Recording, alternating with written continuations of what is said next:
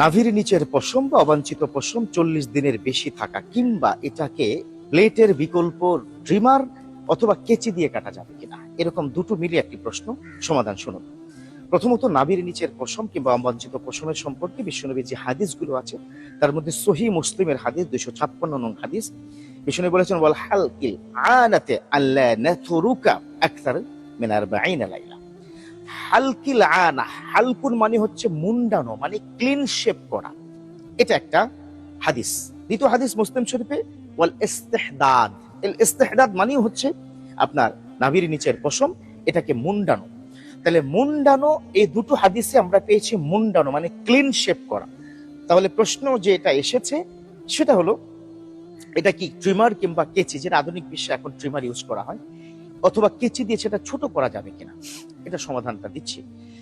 এটার সাথে আরেকটা সম্পূরক প্রশ্ন এসেছে, 40 দিনের অধিক যদি হয়ে যায় তাহলে ইবাদতের ক্ষেত্রে কোনো ত্রুটি হবে কিনা। এই পয়েন্টটা নিয়ে একটু কথা বলে ওটা সমাধান দিচ্ছি।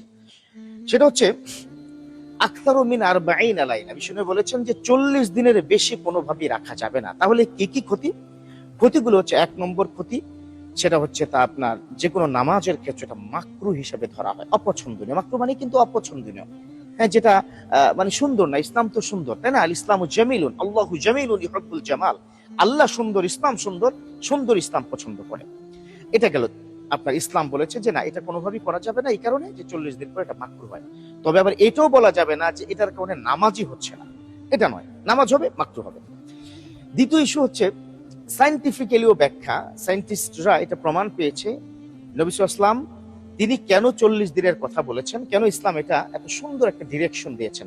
এর কারণ হচ্ছে, যখন ওই অবাঞ্ছিত জায়গা যেখানে আপনি আন্ডারওয়্যার পরছেন বা এটা একদম ঢেকে থাকে, কিংবা আপনার দুই বগলের নিচের পশমগুলো কিন্তু ঢেকে থাকে, যার কারণে ওখানে ব্যাকটেরিয়া জমা হয়, স্কিনের প্রবলেম হয়, এটা থেকে ক্ষত হয়, অনেক সময় এটা থেকে ক্যান্সার পর্যন্ত হয়েছে, এরকমও কিন্তু রিপোর্ট পাওয়া যায়। তাহলে আমরা দুটো পয়েন্ট পেলাম। একটা হলো 40 দিনের বেশি কোনোভাবেই করা যাবে না, আমরা ইনশাআল্লাহ তাআলা চেষ্টা করব 40 দিনের মধ্যেই সেটা যে কোনো মূল্যে যেন শেভ করা হয়।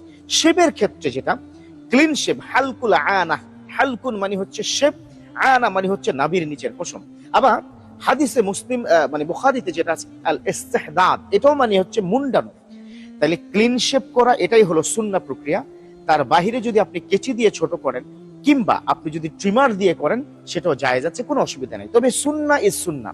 যেমন মাটি দিয়ে আপনার সুন্নাহ, মাটি দিয়ে নাকি টিস্যু দিয়ে, কোনটা সুন্নাহ, এটা নিয়ে ইনশাআল্লাহ তাআলা পরের ভিডিওতে আমি সমাধান দিব। টিস্যু ব্যবহার করব নাকি মাটির কুলক্কি ব্যবহার করব, কোনটা প্রকৃত সুন্নাহ, ইনশাআল্লাহ।